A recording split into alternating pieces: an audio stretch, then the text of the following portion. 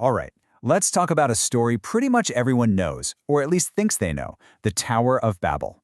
We're going to go a little deeper than the familiar version, though. We're digging in to find this really powerful message about what unity means, about human ambition, and, well, a divine plan that just flips the whole script. And this is the core puzzle of the story. I mean, think about it.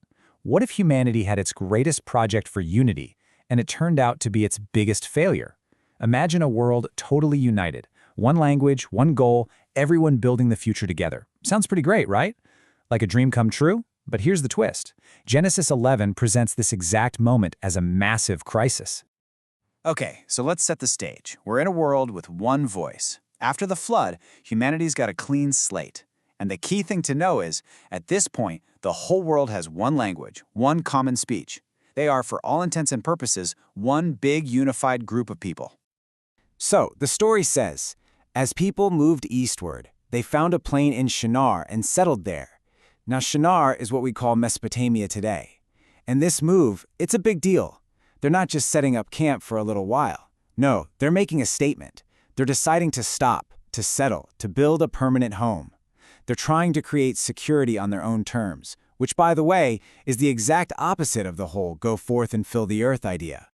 So what do they do on this plane? They launch this absolutely massive project. We're talking about the Tower of Ambition. They're not just building a few houses. They're building a monument to themselves, a city with a tower whose top is in the heavens. This is basically humanity's first go at building a huge, centralized empire. Okay, we really have to get into their motivations here, because this is the whole point. This isn't just about building something cool. The text is super clear. They wanted to make a name for themselves. That's all about self-glorification. They also wanted to avoid being scattered across the earth, which, again, is the one thing they were supposed to do. So you see, this tower, this city, it's not really about security. It's an act of pure defiance. It's them trying to grab the controls, to forge their own access to heaven on their own terms. And you know, this whole vision of empire even gets a face. If you look back to the chapter right before this one, Genesis 10, we're introduced to this guy Nimrod. He's described as a mighty warrior, a great city builder, and his kingdom began in Babel. So he's basically the personification of this whole idea. He's human power. He's empire building. The tower, then, becomes the ultimate symbol of that ambition, a project just fueled by this raw desire for control and for fame. So, down on Earth, humanity is building this huge monument to its own awesomeness. But what does it look like from heaven's point of view? This is where the story takes this really fascinating, kind of funny, ironic turn. And you can see the irony perfectly right here. You've got humanity's plan. Let's build a tower with its top in the heavens. They think they're building this cosmic skyscraper. And then you have the divine reality. The text says that God comes down just to have a look. The implication is hilarious. This thing they think is so massive is actually so tiny that God has to descend just to get a good look at it. It really drives home the massive gap between their pride and, well, reality. So you see, the real problem isn't the physical height of the tower. It's the trajectory of their ambition. God's concern is that if they succeed in this, nothing they plan to do can be thwarted. This puts humanity on a really dangerous path, one of unchecked arrogance, where they start to believe they are their own gods, that they don't answer to anyone. Okay, so God has to step in. It's time for a divine intervention. But it's not what you might expect. No flood, no fire and brimstone. No, he does something way more subtle. He goes right for the source of their power, the thing that made this whole project possible. And this is where we get some brilliant theological wordplay. The name of the city, Babel, probably meant something like Gate of God to the people who built it, a symbol of power and access. But the story completely flips that. God confuses their language, and the Hebrew verb for to confuse is balal. See how close that is? Babel, balal. So the name of their city, their monument to power, becomes this forever symbol of confusion and disunity. Suddenly, nobody can understand each other. Communication completely breaks down, and the whole project just stops.